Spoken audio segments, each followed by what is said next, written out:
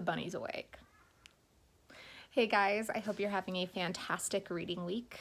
It's Bree. It's been a while. Let's not lie. COVID really got me down. And I have been working through some stuff there, mostly just trying to keep my hands busy because I just felt like I haven't had brain space to human. But I'm feeling good right now. And I think the last 2 or 3 weeks, really, I've been feeling very good. And I want to just get back on there. I have some stuff that's going to be edited later this week and that'll be posted then.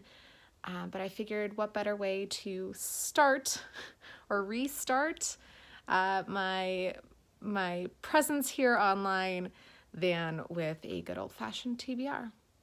So let's get started. I have quite a few things that I want to get done in the next couple weeks. My Goodreads challenge is shot to hell. It's not going to happen. 100 books was not a thing that was going to happen this year. Thank you 2020 for that joyous impediment.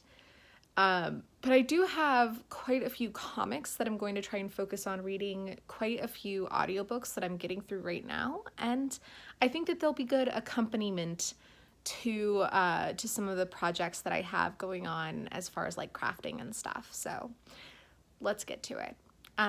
As far as actual physical books, I have one physical book and one ebook that are like the stuff that I'm sitting down to read. The first is A Wizard's Guide to Defensive Baking, which I'm partway through right now. That's by T. Kingfisher or Ursula Vernon, and so far it's been a joy, which shouldn't surprise anyone who has read any T. Kingfisher, Ursula Vernon stuff. Like, just always a joy. And so I was really, I picked it up and I was like, oh yeah, this is what I need. I also have Harrow the Ninth here. That is a physical book that I'm going to be picking up hopefully here in the next couple days once I'm done with A Wizard's Guide to Defensive Baking. I've had that on my side table for quite a while, but haven't really had the energy to pick it up, and I'm hoping to remedy that this week, hopefully, maybe next week. And I also have a ton of audiobooks. Right now I am listening to The House on the Cerulean Sea by T.J. Kuhn. And I am partway through that one so far. I think I have 6 hours left. The plot is just getting going.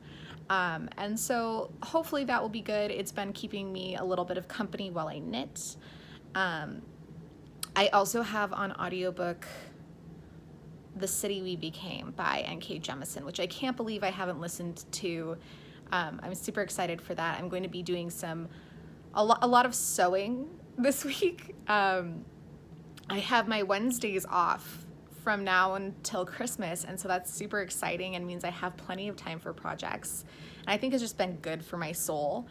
So I'm going to be listening to those two as I get through some sewing projects. I'm making some pinafores because I loved Queen's Gambit. And so, keeping my hands busy while I keep my brain busy feels like a good combination. And then the other thing I have is I have a ton of comics. I'm hoping to just clear through my comics stash. They're kind of, sometimes I feel like if you set yourself up for an easy win, it's what you need, right? You need that easy win so you feel like you can keep going and do more challenging things and be successful.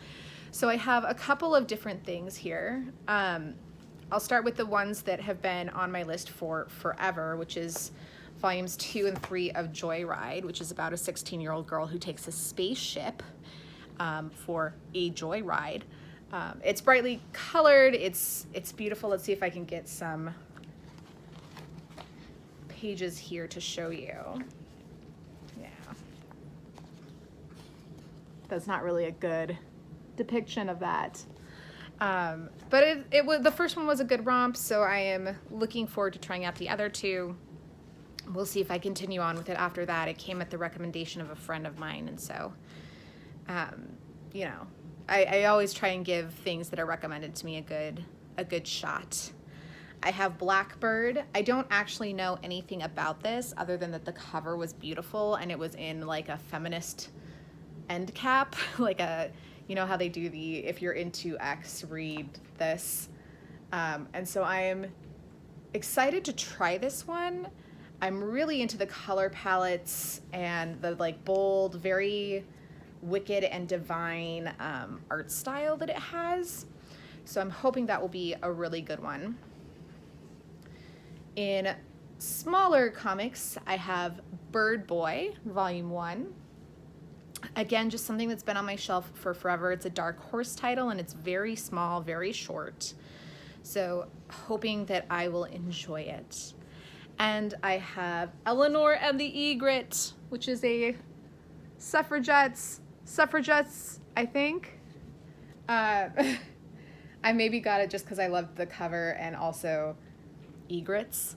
I'm a terrible, terrible impulse comic person, but it's been sitting on my shelf for a while. And then the last three that I have are horror comics that my partner and I picked up kind of together because we're both really, we kind of enjoy that genre and kind of subgenres. So the first one is Little Girls. And I think this is a kind of a classic going into the woods. It's two friends. I guess it doesn't say that they're girls, but I'm guessing that they're girls because the title is Little Girls, who are in Ethiopia, who are dealing with the kind of problems that all kids have, including a legendary brain-eating monster of folklore. So I'm looking forward to that. It looks like it's going to be a good time. I am intrigued because the setting is a little bit different and it sounds like it's going to be a little bit more real world based than comics sometimes are. And then I have Gideon Falls, volumes 1 and 2. My partner has actually read both of these and really liked them. And they're Jeff Lemire's like newest like horror comic, I guess, or thematically dark comic. So that's what I have. I am hoping to really get back on this bike, I guess, this metaphorical bike. I have some stuff in the works, but I figured, oh, for fuck's sake, Brie, just do it. Just be behind the camera. Do the thing. Let me know what you're reading. I hope you guys are all doing well. Let me know how your heart is, because I've just been thinking about everyone and hoping everyone's okay. And, you know, I know this has been just a real rough year. And so my heart is with you always. Let me know what's going on. I'll talk to you later. Bye.